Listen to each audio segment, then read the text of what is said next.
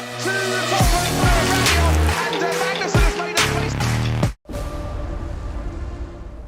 Welcome back to our coverage of the 2026 Tour of Oman.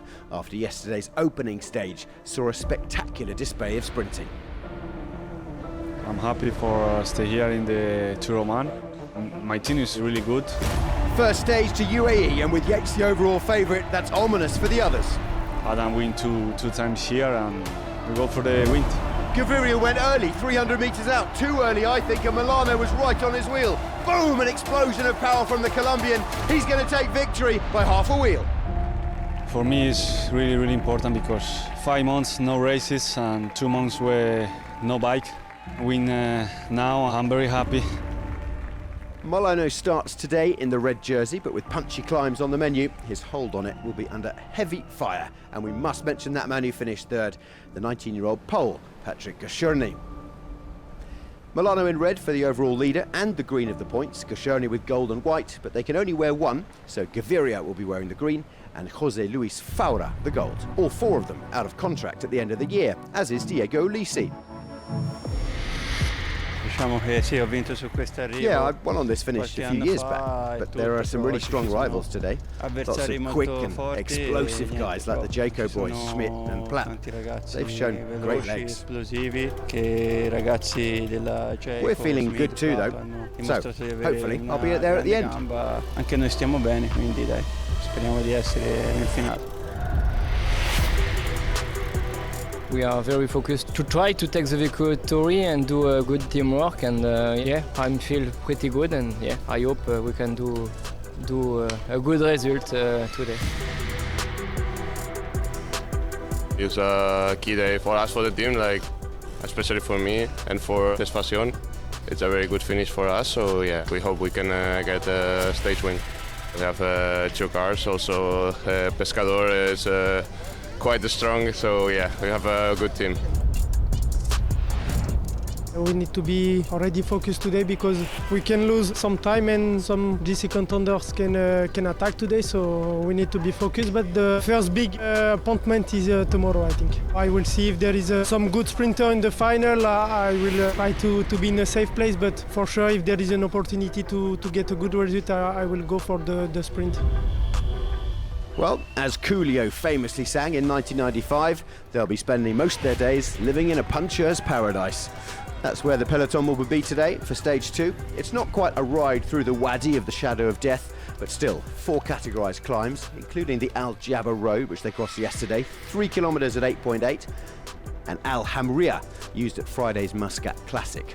That all comes before the Yitti Hills uphill finish. It's a long day in the saddle, the longest of the race, 191.4k, starting at the historic Al Rustaq Fort. There it is. Now, although the day is mainly rolling, the finale is going to have their teeth grinding on the bikes. Fanja climb is about halfway through, 1.1k at a sharp 9%. Then we're looking out for the Busha Al Amarat. That's 3.3k at 9.2, and likely that's when the pure sprinters will be jettisoned. It's a lovely day here in Oman. Classic winter conditions, they say, between 26 and 31 degrees for a Brit. Doesn't sound like winter at all. Back home it's about 0 or -1 apparently. There's a slight breeze, but I don't think it'll have too much effect on the actual race results today. Like I said before, rolling mainly, but a massive sting in the tail, like a scorpion of a stage. It's actually exactly the same as stage 2 last year. Interestingly, we've been up this climb 4 times in the Yitti Hills to finish at the Tour of Oman. Twice, Diego Lisi in 2023 and Amaury Capillot in 2024.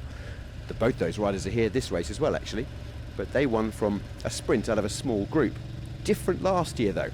The finish at Yitti Hills is a 1.6k punch, 6.8%, and last year it was a 10k solo breakaway by Luis Vervalca from a 6-man breakaway that he was in all day. A couple of non-starters at the beginning of the day, and would have a few more by the end. Now the peloton rolled out really nicely, nice and calmly, and quite quickly we got a nice breakaway forming, a breakaway that would work really, really well together as well.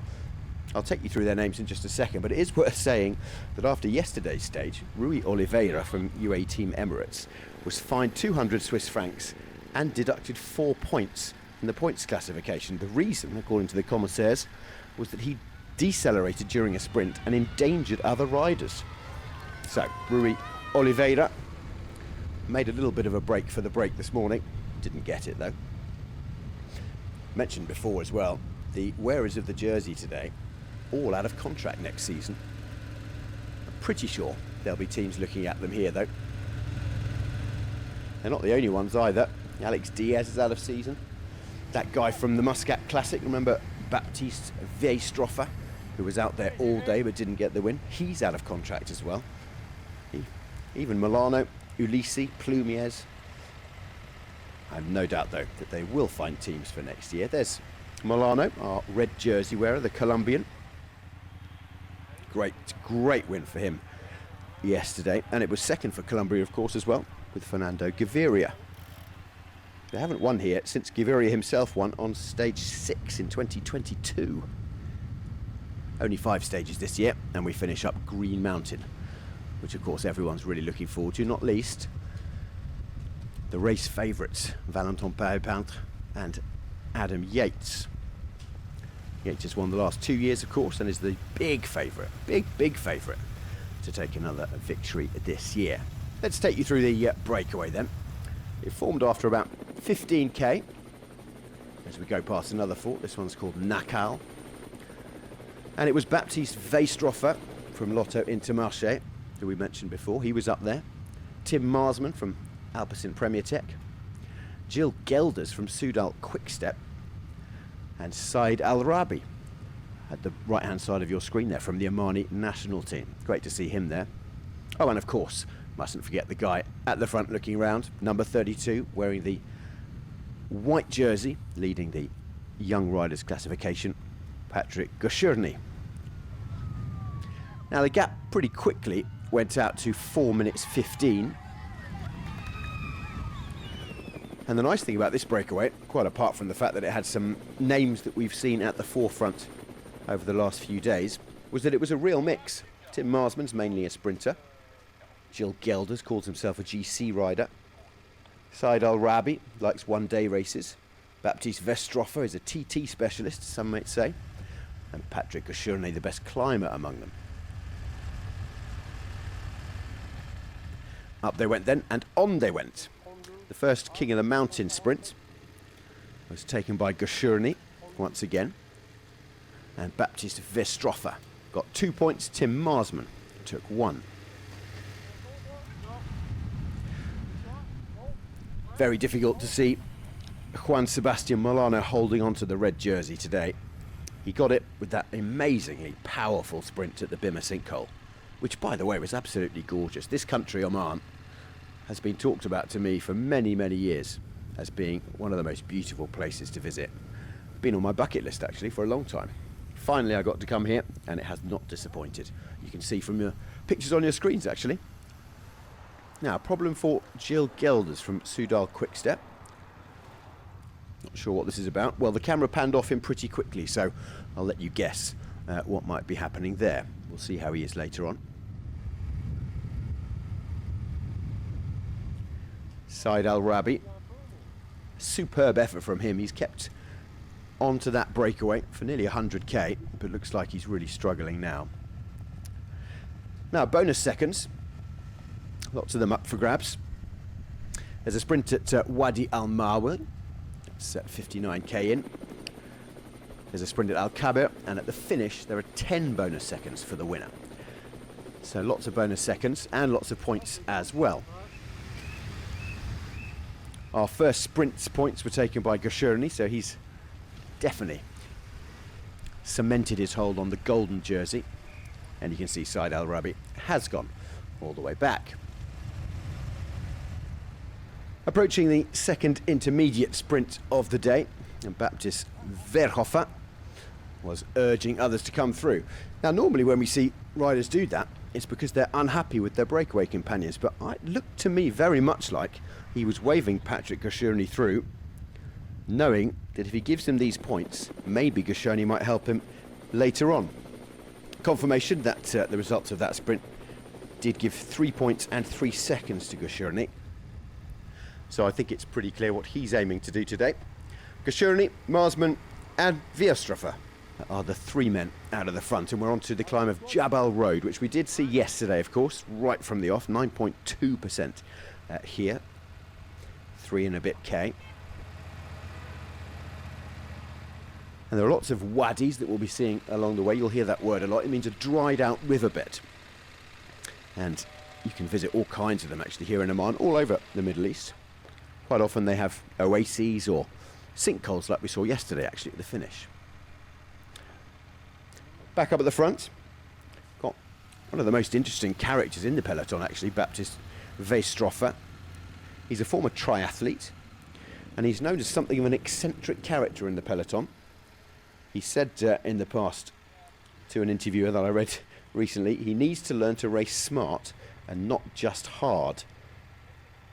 Interestingly, in 2025, he logged over 2,000 kilometres in breakaways, the second most in the World Tour, but he's never had a pro victory.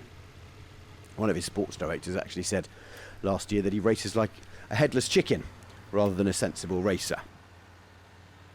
Just under 90 kilometres to go, and the gap is at 2 minutes 40 at the moment. Still anyone's game. Now, midway through our coverage, it's that moment to savour some of the delight to this wonderful land. And today, it really is a tasty treat. Now, if there's anyone out there who doesn't love the sweet, juicy deliciousness of a mango, then I'm sorry, but I don't want to be friends with you. Unless you're allergic, obviously, that's fine. You can still come over.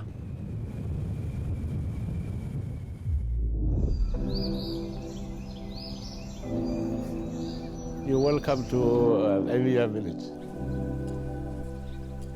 Al-Aliya is a very famous village in Oman, and it is located between 2 mountains. It is famous for growing the mango trees. Al-Aliya has got very, very long history. We are very happy people here. People here working. They are watering, they are making, changing the land, and they are cutting also the grass for the animals. We have a mango, a little orange, we have lemons, we call safarjan, and 6-7 type of palm trees. We have 2 types of foliage. Some of the foliage coming straight from inside the mountain, and the other foliage is coming from the wadi. We have all the things for people eating and not bring it from outside. Now our program, we will say mango days. So we'll make all mango come in one side, people come and buy. And then we have one person, so how much? 10 riyal, 12 riyal, 18 riyal, like this. Sometimes one tree goes to 250 riyals. And it is good, lucky. Because I born in this land. I love it very much. When you are here and go to the mountain, you feel different life. You will smell very nice when here. And you look to the grass, you look to the trees, you look to the mountain. You will feel in different life between go to Muscat and Guadalajara.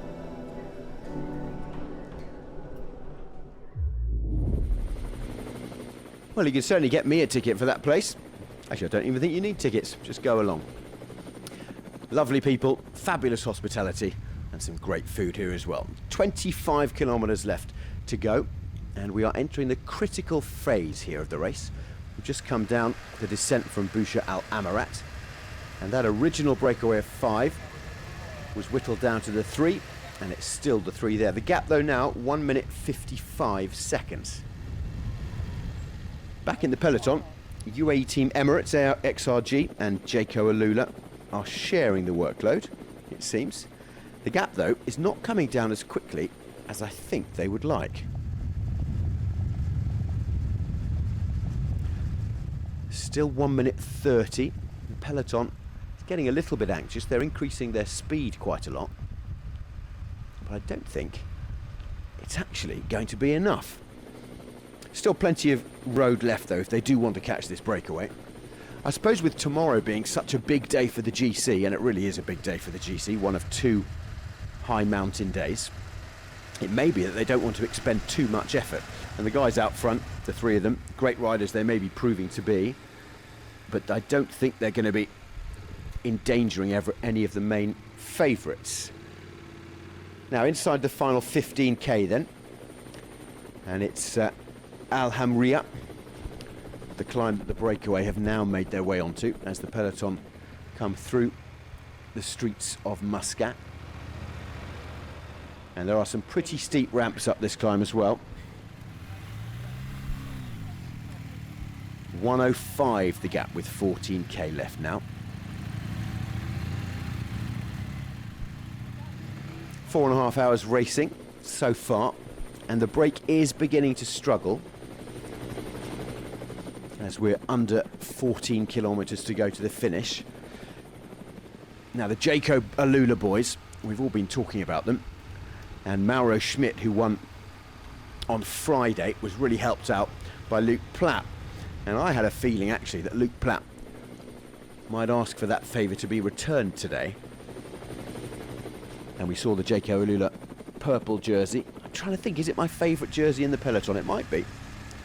Education First is a good one too, isn't it? A few purple jerseys off the front anyway. Oh, hang on, what's going on here? 12 and a bit K to go, and that is Baptiste Veistroffer, the guy who we saw out front all day at the Muscat Challenge. I was just about to tell you that Gilles Gelders has abandoned the race. He was in the breakaway, but he's abandoned with intestinal problems. I think we might have seen that actually earlier on in the coverage, and Sepp Kuss looks to be struggling too. But then this happened, and Veistroffer, the former triathlete, is on his way. He has made a break for it, just like Vervaeke did last year, and he's quickly opened up that gap. Jensen Plowright can't respond. Looks like our young man, Patrick Gashoni from Visma Leasebike, can't either. And now the peloton have got to decide what to do. It's all strung out in that selection. Are they going to try and catch this guy, or is he able to be caught at all? This will be a phenomenal victory from this kind of distance, nearly 13k out. It was a decisive move. Remember, Vervaeke did it last year from 10 kilometres and went solo. And I think the peloton slowed up. I think they're letting him go. I don't think they have an enormous amount of interest in trying to catch this guy, because he's not going to be a danger in the final GC. He's quickly got his lead up as well, as we've got a chasing group of Gashoni and Plowright.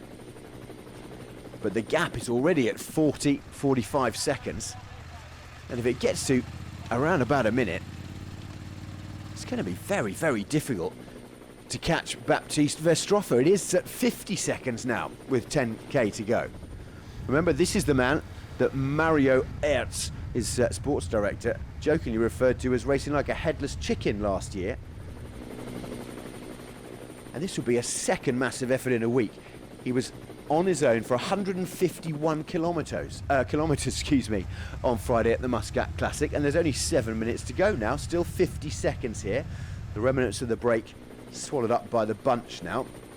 And UAE Team Emirates have decided they do want to do something.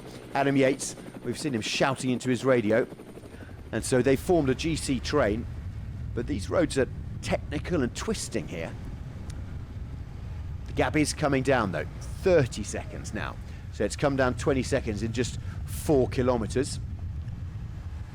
This is touch and go. Either way, this is wonderful stuff from Baptiste Veistroffer, a guy who we knew very little about on the road. Plenty we knew about him from off the road, but he has gone solo for nearly 13 kilometres, and it started to look like he might make it. He only had one top 10 on a stage race in his whole career. That was back in 2024. Didn't finish better than 33rd last year, and that was in the Tour of Holland. This is at least an equivalent size race, and a much higher quality field, I would suggest as well. Now he's going to hit the base of that final climb with 1.6 kilometres to go, and if he makes it there, as the gap does begin to drop rapidly though, the peloton is really starting to hit top speed, or trying to, and it looks likely that they will catch him, but now it's gone back out to 40. This is wonderful stuff from Baptiste Veistroffer. Really is super stuff. Good on you. Chapeau, as they say in French. Doesn't have a very French name, but he's certainly absolutely giving his onions out there today.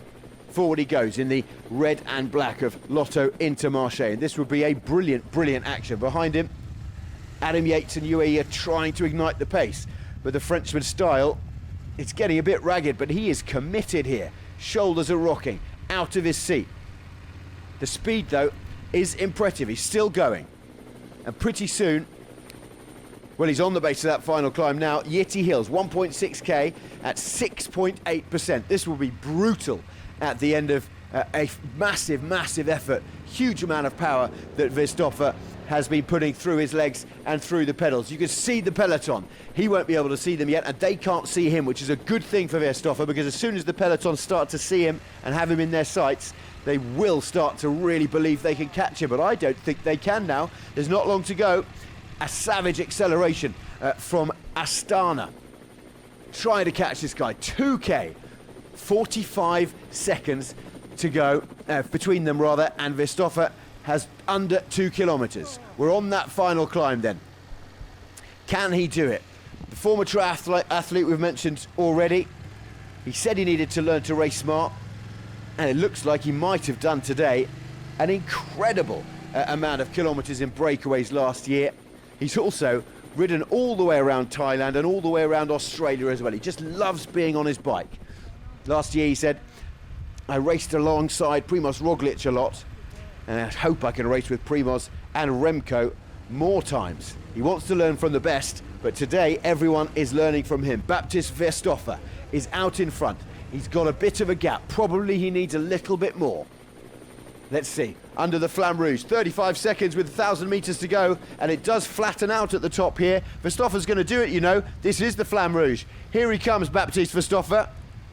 And it's going to be a stunning, stunning victory for a man who's never won a professional World Tour race before. He's tried so many times. His results have been up and down. His performances have been up and down. He's even had his mentality questioned and his race strategy questioned. But Baptiste Veistroffer today is going to take victory. He's on a small descent now. He goes up then on a false flat. We're into the last kilometre. Adam Yates is at the front. He's going to be just fine, finishing safely in the bunch. The UAE have played a risky game today, though, letting that break get too far away. They've lost the game on today's stage. Miscalculated has the peloton, but Baptiste Veistroffer from Lotto Intermarché, the Frenchman, nearly goes down. That would have been absolutely disastrous, and I would have cried my eyes out for the young man. But he is going to take a victory today. 100 metres left. On Friday at the Muscat Classic, he was willing to die hard. He was out there for 150k, but now he's come back with a vengeance. He's got time to sit up. He's got time to zip up his jersey. He's got time to put his arms wide and make sure that everyone sees him as he crosses the line as a winner at the Tour of Oman 2026. He raises his fist, he punches his fist and says, Yitti Veistroffer. It is a victory for Baptiste Veistroffer, the Frenchman, 25 years old, and absolutely right to do that with his arms. He's shown such strength here from Rustaq Fort to Yitti Hills. What a fabulous victory for a 25-year-old Frenchman as the peloton nearly caught him, but they've done it. He's done it. Lotto Intermarché have a victory this year. And in the sprint for second, just behind, it was a real battle. Henok Mouloubrahan from XDS Astana won it, I think. And Thibaut Gruel, a young Groupama FDG French rider. So French first and third. Brian Cockeye in fourth. I just believe in myself from the start to the finish. Every kilometer, every second, I just believe I can do it. I also remember every day I pass through suffering in the bunch, not only in the bunch, but in the break, alone, at the back, at the front, at the training. And yeah, I just believe, and I just deserve it, I think, now. Well, a double delight for Lotto Intermarché. Veistroffer's solo coup has made him jump up onto the top step, not just of the stage, but I think he's also going to be in red tomorrow. He is, of course, confirmation that Mouloubrahan and Gruel made it second and third. Brian Cockeye finished fourth, and it was another top 10, a third, I think, for Adria here in the Yitti Hills. There's confirmation that Veistroffer of Lotto Intermarché will be wearing the red leaders jersey tomorrow. He's worn King of the Mountains jerseys before, but never the leaders jersey in a stage race. He's also leading the points classification as Juan Sebastian Molano drops down to second and Goscioni is up to third. He's really been a revelation of this race already. And I mentioned this young man before, Thibaut Gruel, 21 years old. He is leading the best young rider classification now. Valentin Paré-Peintre is in fifth there, and it's almost no contest at the moment in the most active rider or most combative rider. It's